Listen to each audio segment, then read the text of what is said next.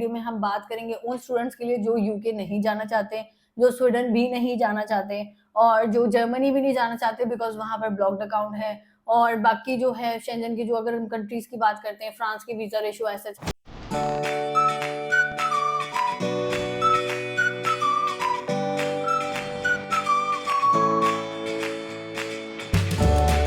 My name is Radhika Gill and I am the CEO of AGS consultant. आज की video में हम बात करेंगे उन स्टूडेंट्स के लिए जो यूके नहीं जाना चाहते, जो स्वीडन भी नहीं जाना चाहते और जो जर्मनी भी नहीं जाना चाहते बिकॉज़ वहाँ पर ब्लॉक्ड अकाउंट है। और बाकी जो है शेंजन की जो अगर हम कंट्रीज़ की बात करते हैं, फ्रांस की वीज़ा रेशियो एज़ सच हमें अच्छी समझ नहीं आती है।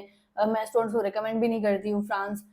उसके अलावा अगर हम बात कर लेते हैं माल्टा की बात कर लेते हैं, वहाँ माल्टा की वीज़ा रेशियो भी ऐसे ही चल रही है। फिर हम बात करते हैं कि अगर हमने इन कंट्रीज़ में नहीं करना तो फिर हमारे पास ऑप्शन क्या है? ऑप्शन आपके लिए आ जाता है नीदरलैंड का। नीदरलैंड की अगर हम बात करते हैं ओवरऑल जो इसका ये शेंजन ज़ोन के अंदर आता है। दूसरी चीज़ जो है कि इसका जो बॉर्डर है वो बेल्जियम और जर्मनी के साथ लगता है।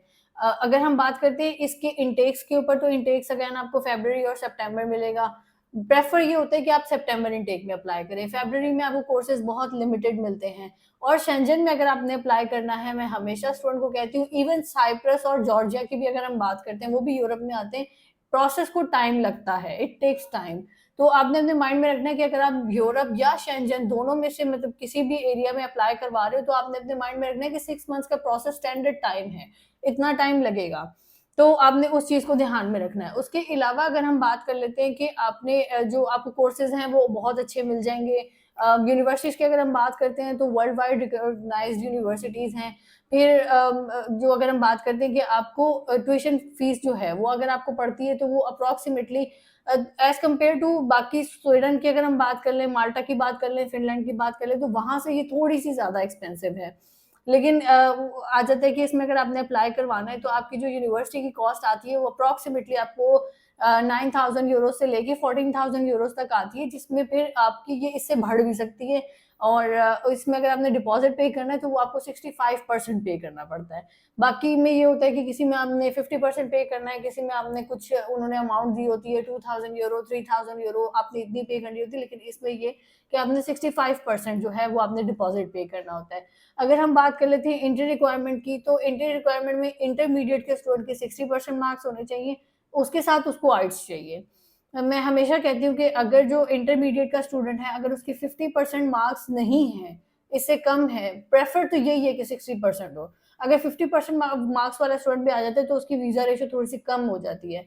तो 60% मार्क्स वाला स्टूडेंट जो है, वो हमें रिक्वायर्ड होता है फॉर शेंजन एरिया। और अगर आप इवन आप साइप्रस भी करते हो, तो वहाँ पर भी आपका 50% मार्क्स चाहिए। तो ओवरऑल अगर हम बात करें तो आपकी जो नीदरलैंड के लिए आपकी रिक्वायरमेंट है वो 60% चाहिए। आइट्स इसके साथ आपका मैंडेटरी है, आपको 6 overall no less than 5.5 required है। 2 ईयर से ज़्यादा गैप नहीं होना चाहिए। 2 ईयर से ज़्यादा गैप इंटरमीडिएट वाले स्टूडेंट का हो जाता है तो वो जेन्युइन स्टूडेंट नहीं लगता है, तो स्टूडेंट को जेन्युइन लगना चाहिए। फिर अगर हम मास्टर की बात करते हैं तो मास्टर्स के लिए 2.5 सीजीपीए आपकी रिक्वायर्ड है और अगेन उसके साथ आइट्स आपको इतना ही 6.0 नो लेस देन 5.5 रिक्वायर्ड है। इसके अलावा ये लोग पीटीई भी एक्सेप्ट करते हैं। अब कुछ स्टूडेंट होते हैं वो आके कहते हैं कि जी ये शेंजन एरिया है या यूरोप है, दोनों के लिए, क्योंकि जर्मनी भी कुछ ऐसी यूनिवर्सिटीज़ ऑफ़र करती हैं कि जिसमें आपका एमओआई एक्सेप्ट हो जाता है, तो वहाँ पे यहाँ पर भी आगे स्टूडेंट क्वेश्चन करते हैं कि एमओआई के ऊपर कौन-सी यूनिवर्सिटी है। तो एमओआई के साथ ऑप्शंस बहुत लिमिटेड हो जाते हैं, मैं उसको प्रेफ़र नहीं करती हूँ। आप जब भी आप इस एरिया को देखें जिसमें आपने शेंजन में या यूरोप में जाना है, तो आइट्स मैंडेटरी है बेटा, आपको वो करना पड़ेगा, उसके बगैर आपकी जान नहीं छूटनी है। तो ये बेवजह की अहमी खपने की ज़रूरत नहीं है। प्रोसेस जो है वो आसान है, लेकिन थोड़ा-सा टाइम लगता है। इसमें आपको वो नहीं है कि आपने आयरलैंड की तरह बहुत ज़्यादा डॉक्यूमेंट्स रेडी करने हैं, ऑस्ट्रेलिया की तरह बहुत ज़्यादा डॉक्यूमेंट्स रेडी करने हैं, लेकिन एक स्टैंडर्ड रूल है शेंजन एरिया का कि आपका 6 मंथ ओल्ड अकाउंट होना चाहिए। तो आपने अपना अकाउंट आपका उतना ओल्ड हो, बाकी जो आपके फंड्स हैं वो भले 3 मंथ्स के पड़े हुए हों, तो वो चल जाते हैं। उसके अलावा अगर हम बात करते हैं कि बैंक स्टेटमेंट रिक्वायर्ड कितनी है, तो वो आपको अप्रॉक्सिमेटली 12,000 यूरो से लेकर 13,000 यूरोज़ तक आपकी जो बैंक स्टेटमेंट है वो रिक्वायर्ड होगी।